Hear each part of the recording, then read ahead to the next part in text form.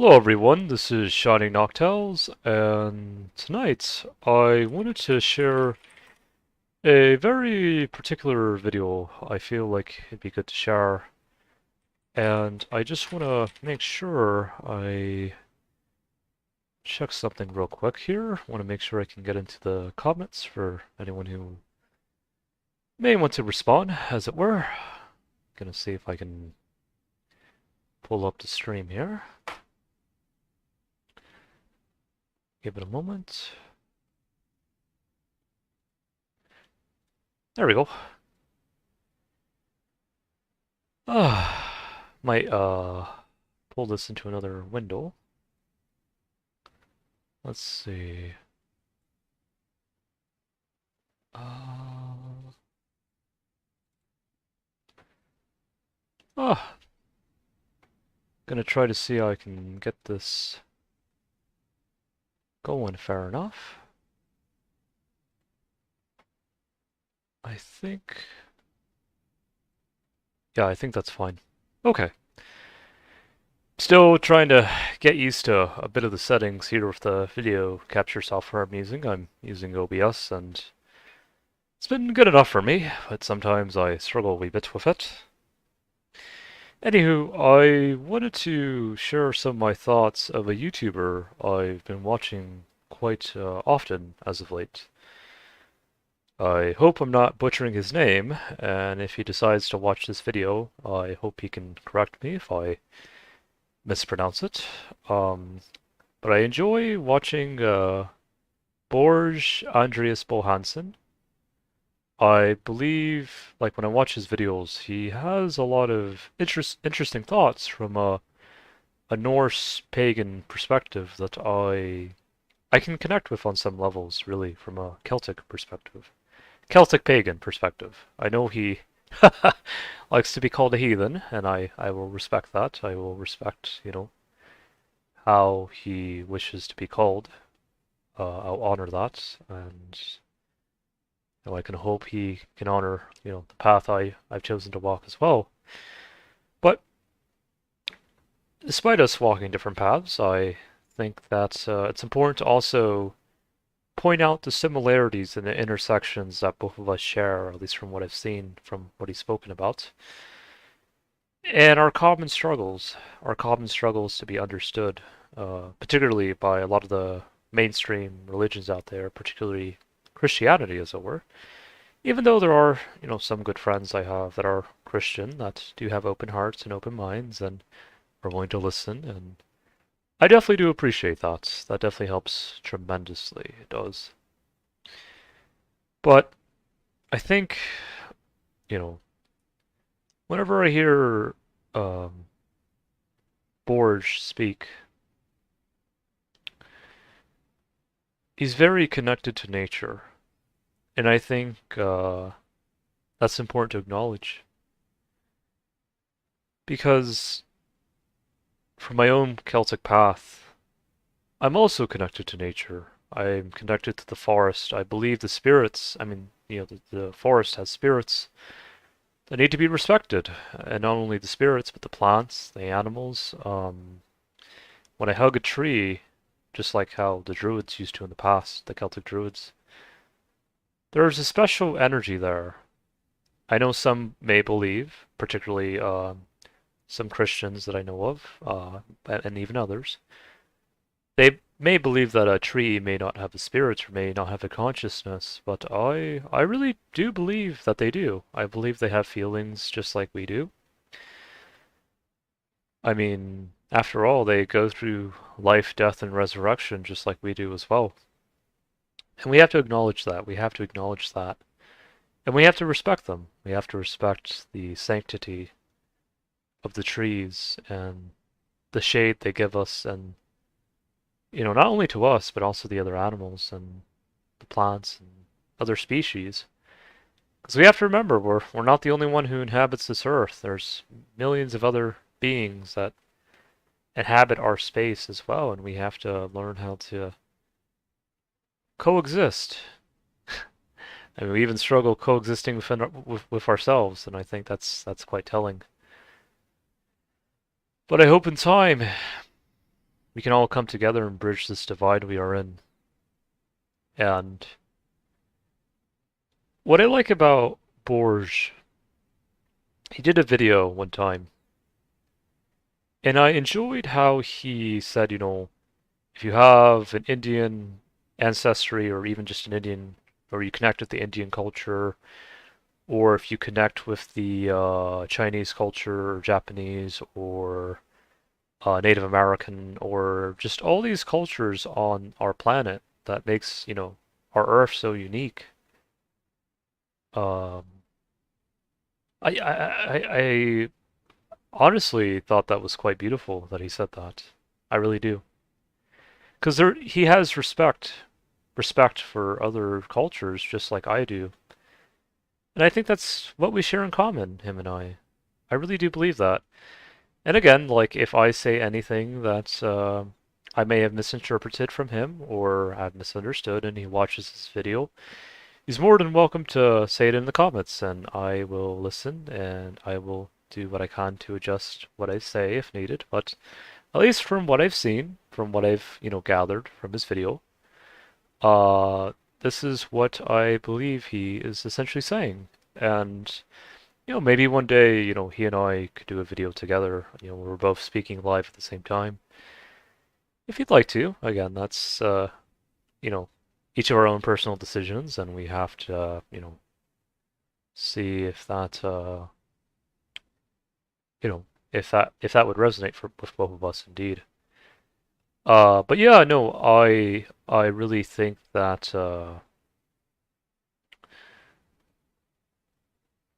that it's something we share.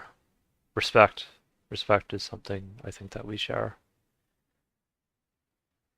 And just like how the Celtic lands, how Ireland, Scotland, Wales, even England, and even if you want to go far down to Spain or France or things like that, or southern Germany, you can do that.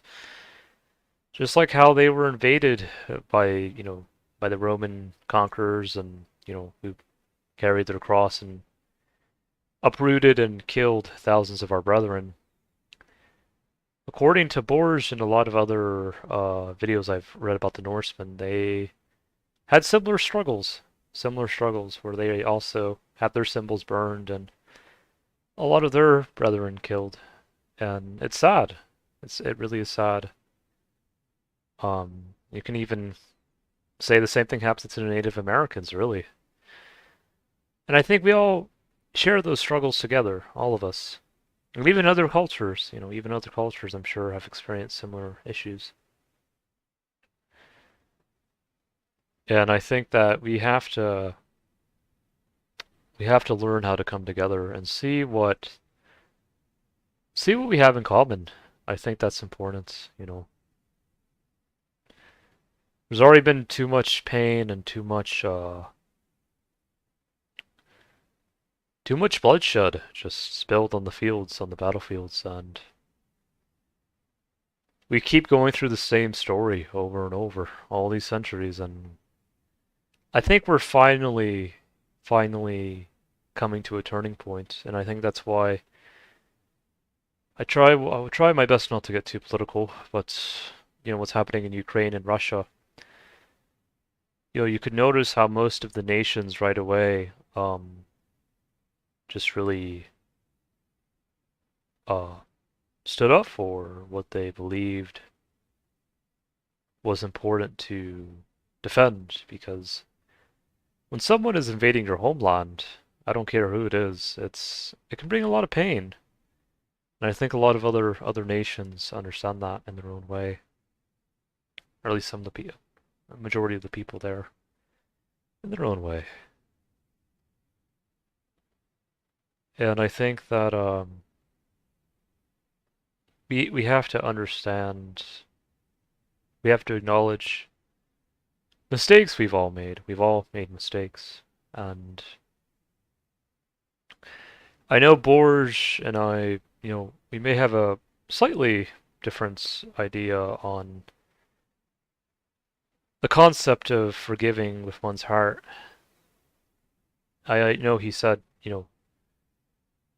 and again, he can correct me if I'm wrong, but he said according to some of the ways of the Vikings that it's actually imperative to take vengeance when needed at times. And I'll have to ask him what he exactly means by that in some ways, so I'm not misinterpreting what he's saying.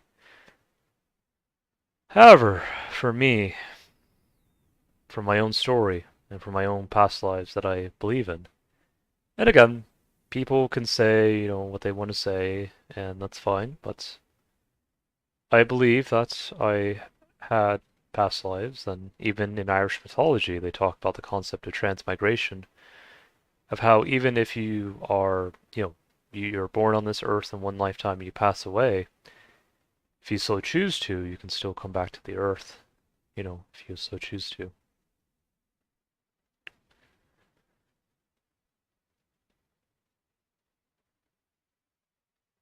So with that being said, I remember when I had this vision of, my Celtic brethren and I were on the green fields. May have been in Eire, it may have been in Scotland, may have been in somewhere else, but I remember when the legionnaires came, the Roman soldiers with their crosses, and they killed a lot of my brothers. And they were laughing. They were laughing that they killed my brothers, and it was sad. And I almost had given myself into rage, and had it not been for my spiritual mother, Raven Mother Morgan, coming behind me and shaking her head and calming me down, I think it could have gone a lot worse for me. And so that's why I have a great respect for the feminine, the healing feminine, and for the goddess, because I think for far too long, a lot of societies have put so much of an emphasis on solely a patriarchal rule that I believe has been twisted in some ways. I really do believe that. That I believe it's caused a lot of problems that we're facing today. I really do believe that. I really do. And even Carnunos, one of the most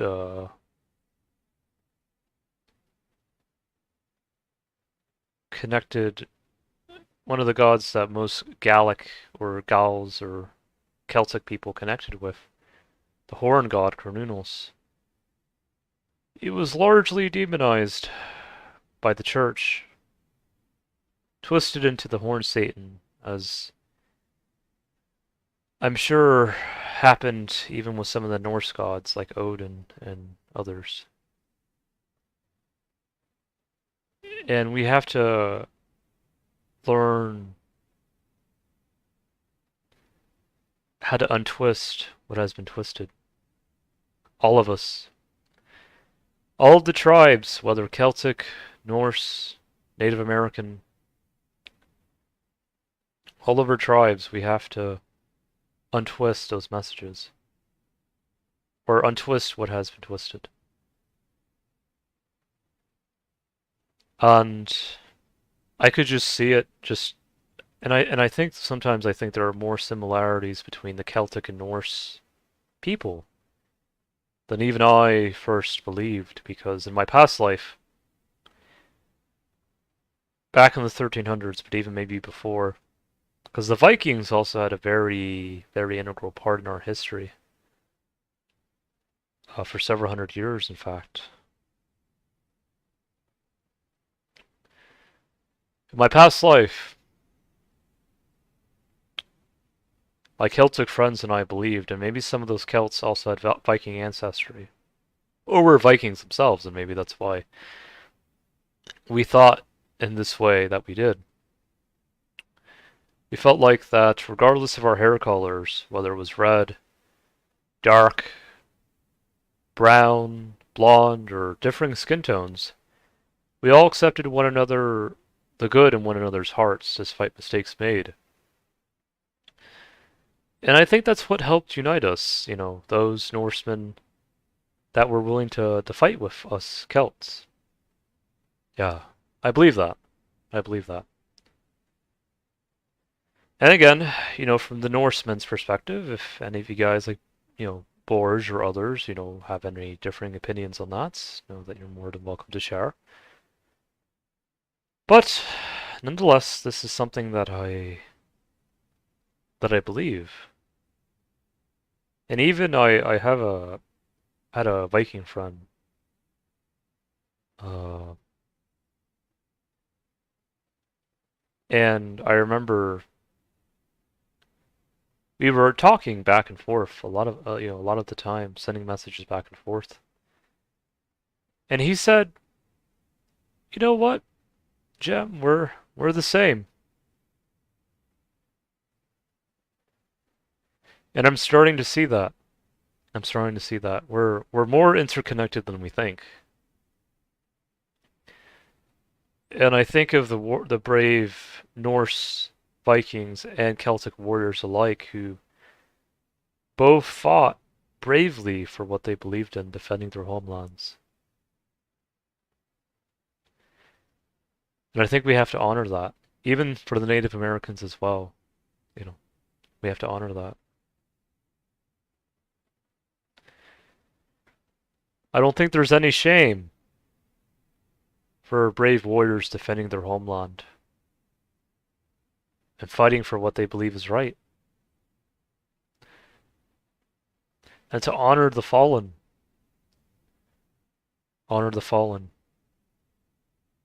just like we need to do now. Yeah. I'm sure most warriors can agree with that. I really do, regardless of what culture you're from. And I hope that the Celtic and Norse kinship or friendship, if it can blossom as such, can also blossom with other tribes and other cultures. And to understand how we're all connected together. All of us, all 8 million of us. Doesn't matter where you're from on the earth. All of us are connected in our own way. And I think that, yeah, well, I even did my DNA ancestry recently for this lifetime. And I got ancestry from all over the globe. Fair amount of Native American, from South America. A fair amount of Spanish or uh, Spanish Portugal. Fair amounts of English, funnily enough. I actually did a bit of study on my last name, Vivas, and there was a clan in England in Wiltshire. Sometimes they'd be called Vivash, Vivish, a lot of different names. From what I've read about the Normans, and correct me if I'm wrong for any of those who know better about the history than I do. They were essentially Vikings that had essentially migrated towards northwestern France and had intermingled and kind of intermingled with the Gallic Romano French there at the time. And yeah, and I also looked in my DNA and it said I had 2.2% Scandinavian, so probably some of that Viking or Norse ancestry from this lifetime was still there. But for me, regardless of that ancestry this lifetime, I believe what a fair amount of the Irish believe on the Isle in Eire in Ireland, that it's not blood or birth certificates that makes you who you are, but who you are in the heart. And I truly do believe that because I believe that, well, number one, the reason why a lot of the Irish, believe that in the Isle, and I'm sure I've already heard some of the Scandinavians have been speaking up about this as well, is that unfortunately a lot of people, and I'm sure Borge, if you're watching right now, I'm sure maybe you might somewhat agree with this. A lot of people have, especially in America, which is a shame, in North America, but maybe even Canada, a lot of people were saying how, you know, um, a lot of Irish Americans were upset about how a man with African or sub-Saharan African origin, or a person who looked quote unquote black, how he could be more Irish than an American with 50 different Irish clans. And so when the American said that, and I'm sure maybe even some of the Irish unfortunately believe that in the Isle as well, but I hope it's in a minority, and I really do believe it's in a minority, but anyways, so when the Irish American said that, one of the Irish from the Isle, he said, "What makes you Irish? It's not related towards your blood or birth certificates. It's about who you are in the heart, or who you are." And that, I believe, is something that a lot of people, all of us, or a lot of people have to come to terms with that. Because unfortunately, a lot of people think, and it's a shame, whether in Ireland or Scotland or maybe even Wales, and I'm sure Scandinavia as well. And Borge, you can tell me if I'm wrong in any ways, but from what I've heard, when a lot of people, get this much percentage Irish, this much percentage Scottish, this much percentage Welsh, or maybe even English, or maybe even German, or Norwegian, or Swedish, they just get a stick up their butt saying, "Oh, look at me, I'm better than everyone else." And is that really what we need to share with others? Is that really is that really what warriors need to share? Is that really a healthy message? And I would say no. And especially in Scandinavia, and it's a shame what's happening to you guys up there, by the way. It really is sad. But from what I read, or the videos I've watched, is that there are a lot of what they call neo-Nazis. I'll call them buffoons because that's what they are. They're buffoons. But they have twisted a lot of the symbols of the Norse gods, like of Thor's hammer. I was watching a little documentary, and I think it was either in Sweden or Norway. I'll have to double check. But they were speaking about how a lot of Norse pagans were afraid of wearing Thor's hammer because a lot of people were calling them racist because of it, or because of how they looked. And I think that's a shame. I think that's a problem. And I can see why Borge, he was so upset when someone said in his videos, "Do you consider yourself white?" And he said, "No, I don't consider myself white. I consider myself Norwegian." And there's a reason why he said that. Because unfortunately, the term white has had such a negative baggage with it, and has twisted a lot of people in ways that they don't want to be twisted in.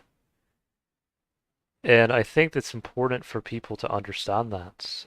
But unfortunately, there have been a lot of these buffoons or neo-Nazis that have tried to twist their own ancestors' symbols for their own devices that are not healthy. And I saw a documentary about Vikings against racism.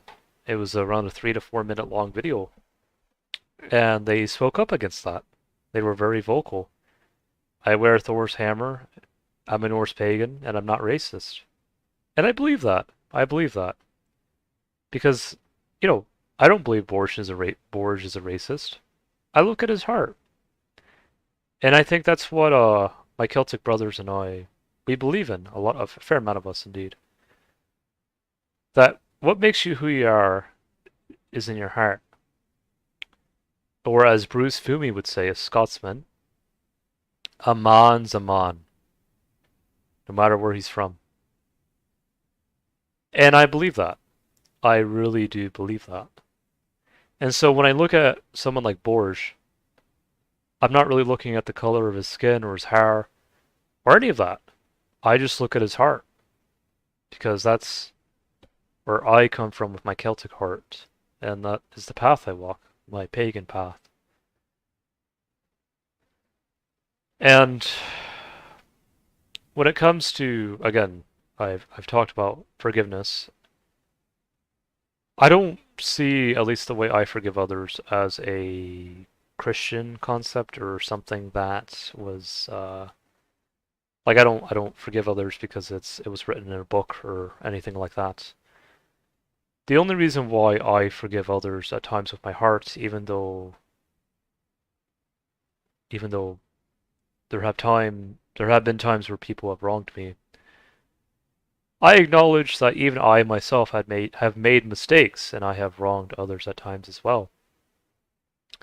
But I try to still see the good in others as well as I try to see the good in myself. And that's how I try to look at things. I think that is a healthy way to do so because if we're going to be upset with someone for eternity because they wronged us at one point and we still carry that hatred with us, is that really helping anyone? Is that really, healing the land? Is that really healing ourselves? Is that what we're going to come to? And I think there's a better way to heal all of us to heal. And I think the first thing we have to do, at least from my path, everyone has their own path, but at least from my own heart, I do what I can to try to see the good in others and the good in myself and try to still love them and try to for us to heal together. And I was watching a very interesting video between an Irishman and a Scotsman who served in the British Army. And the British man, he shot, the Irish lad when he was 10 to 11 years old for a rubber bullet. And that rubber bullet blinded the Irish lad's eye. Fast forward 40 to 50 years later, the Scotsman who served in the British Army and the Dalai Lama, they're all sitting together. And the Irishman, now he's probably in his 50s or 60s, he spoke about, well, talk about the British man first. He said that the moment he had fired that bullet and blinded that Irish lad's eye, he felt a sense of remorse and a sense of pain of what he did. And it haunted him, it seemed like, haunted him for many years. And the Irishman, he came and said, not one moment, not one moment, even after he blinded my eye, had I given myself into anger.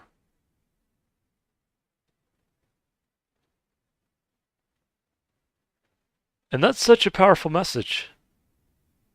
That really is. Because I myself, in the past, in my past lives, I had almost given myself into rage with what happened to my brethren when I saw the blood spilt on the battlefield. And had it not been for my mother hugging me with her raven feathers and shaking her head, I may have not have been able to find a better way. And I'm glad she was there. And I think a lot of people tend to forget the importance of the Celtic goddesses and the Celtic mothers and how I feel like without them, Ireland and Scotland, Wales, and probably even maybe even England, they wouldn't be as strong as they are today without those women, without those strong women. And I truly believe that. I do. And maybe the same thing is true for Scandinavia. I'd have to research more about it. I'm sure, Bors, if you want to enlighten me about that, you can if you're watching the video or anyone else. Um, But I know there were some strong women or goddesses in Scandinavia, like I know Borge mentioned about Freya. Let Thor be Thor, as he would say. I just thought it was silly. But yeah, even the Norse have their goddesses, and I'm sure they somewhat had a respect for women as well. Or at least I'd hope, I'd like to believe that. Like to believe that. Yeah. But nonetheless, I think it's really good to share this message and to really see how we're really more connected than we think. And I've been learning that more and more every day. Yeah. And I just really hope in time that more and more people will acknowledge that. Will acknowledge that. Acknowledge, that's a big word. Acknowledge. And respect. Respect. Listen. Yeah.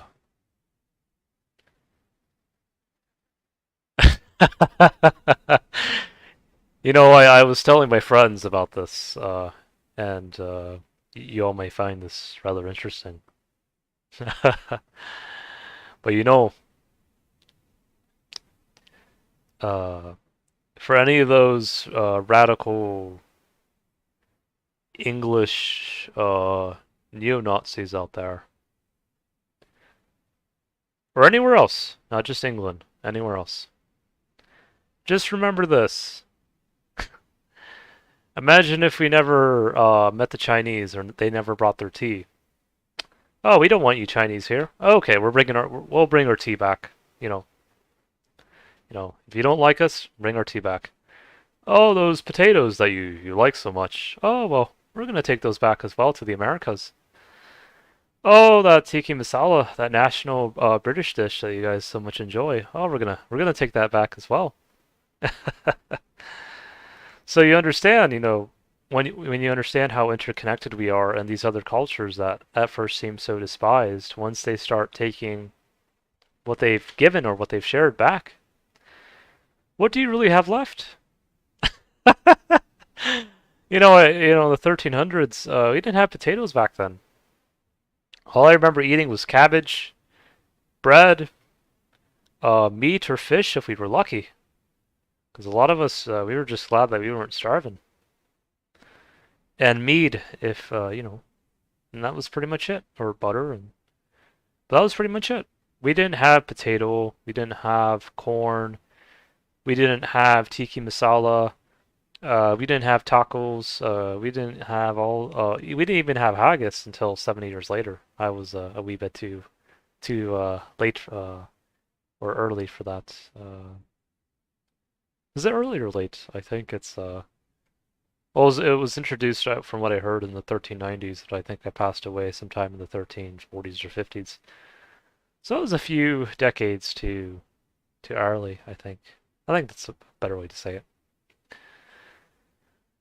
But yeah, just think about that. Think about all the cultures that have come in and it's not always been a positive thing. I will say that. I know that there are some groups out there, um, and I'm not just going to even say radical Muslim because if you think about it in the history, radical Christians, it was the same problem. Same problem. Or even radical Nazis, same problem. Any group that is so hateful to a large majority of the population, you have to really be careful of that. You really do, you know. Yeah, you really do. And so, I think what's important when we look at someone is to look at their heart. Because there's going to be radical Muslims out there, there's going to be radical Christians out there, radical Nazis, even radical. I don't even want to say radical Celtic pagans or Norse because I think that's an insult. I'll call them just buffoons, really. That's what they are, buffoons. They just have this belief that if you don't have this blood or you don't believe in the exact way that we do, then you're a heretic. And that's why I call them buffoons, because they just don't know what they don't really know. They have to step down from their throne of arrogance. You know, Boris did a video recently about wonder versus arrogance, and I think that's important for a lot of people to understand those two concepts. If you think you're better than everyone else, and you're on your throne, and you know you're somehow looking down and say, look at these commoners, you know, look at them. You know, does that really make you any better? I mean, look what happened when the French did that. Let them eat cake and see. Look what happened. Um, yeah, no. So that's why we have to learn how to respect one another from our hearts. Doesn't matter if you're a commoner, noble, as what William Wallace would say in Braveheart. If people get to know you and they see your heart, they'll come to respect you. They'll come to respect you. Now I know Braveheart's a very controversial film in Scotland, and I'll do my best to tread lightly on the subject. But however, those few words that was said by the actor, I think can resonate with a lot of people that can resonate with that message. And so, um, yeah. I was actually talking to a couple Christians on when I was hiking up Campfield today. They were older men. I think one of them was in his 50s, the other one was probably in his 60s or 70s, maybe even older. And usually when I go into the forest, I'm not there to run a marathon or anything. I'm just there to, you know, sit under a tree, you know, connect with the spirits, you know, things like that. But you know, they're very avid hikers, probably even Ironman level. So they took the steep trail, and I walked with them, and I told them to slow down a couple times because it was kind of funny how these older men were showing me up. But you know, I don't see hiking the forest as a race. I really don't. I just go there for cleansing, really. But I remember, you know, one of them, you know, I won't mention his name for sake of privacy, but the younger lad, I'll call him younger lad. Yeah, he just had this very narrow-minded kind of view of different spiritual paths, almost like an arrogant view. And I told him, you know, if you went to Japan and you said some of the things you were saying, a lot of those Japanese, those Buddhists or Shintos, you know, they may be peaceful, but I wouldn't be surprised if some of them started drawing out their samurai swords or things like that. And and then when he said, you know, the lands that were invaded, they were killed because they rejected the truth. I told him, well, how would you feel if someone invaded your land and uprooted your roots and killed your brethren? And he just stood still. He couldn't really say anything. And the older man, And I think I'll say he has a fair amount of wisdom in his own right. But the older man, he was also Christian. He said, I even though I'm predominantly Christian and I believe in these ways, you were able to find beliefs outside of our beliefs, and I think that it almost like he was actually curious about it, and almost a sense of wonder there, rather than arrogance like the other guy who didn't want to step down from his throne and connect with the so-called commoners or heathens. I'm sure boors you can relate with that, or even pagans like us. Yeah. But yeah, no, and then even when the other guy, he said, when he took my hiking stick for a wee moment, and he looked at it, and he said, there's something called objective truth, and if all 8 million of us on the earth, saw the stick, we wouldn't think it was a twig or anything like that. We would think it's a walking stick. And I told him, yes, if you're looking at it from a third dimensional viewpoint. Because I do believe there are other dimensions of looking at things.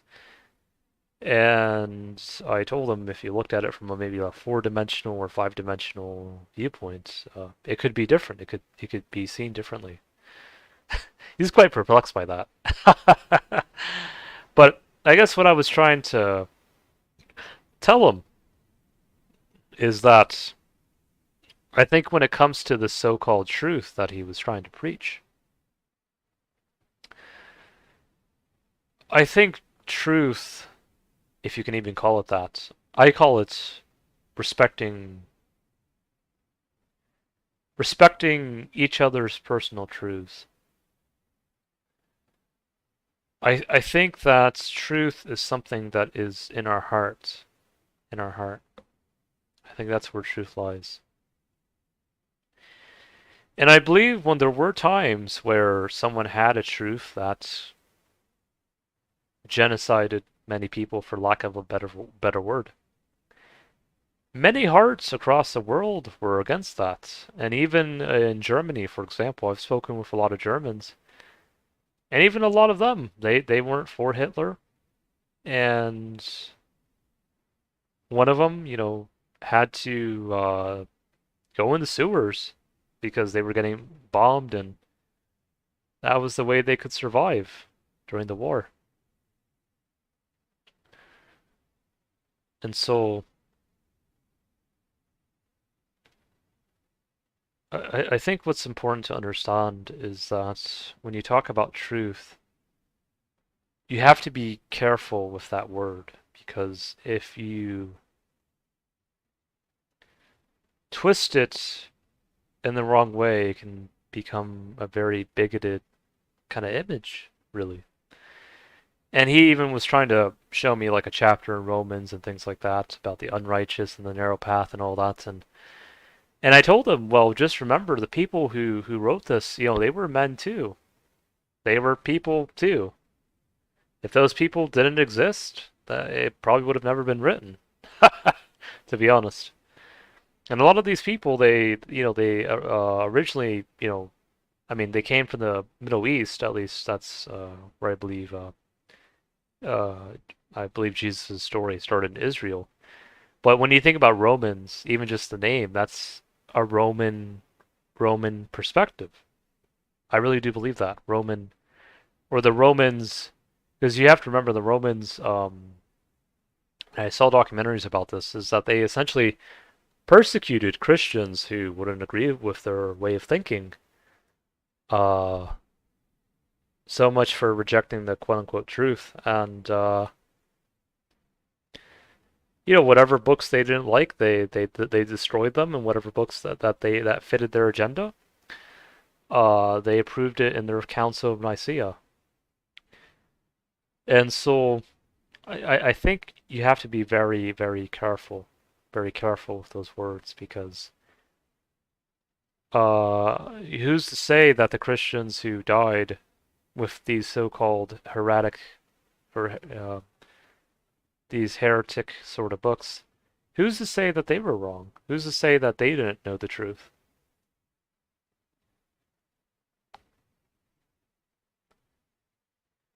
And that's why the emperor, they're not really emperors anymore. The empire, the Roman Empire has crumbled. It's crumbled. People who still believe like this, a lot of them are commoners now. A lot of them are commoners, just like we are. And I think they've yet to acknowledge that. They've yet to acknowledge that.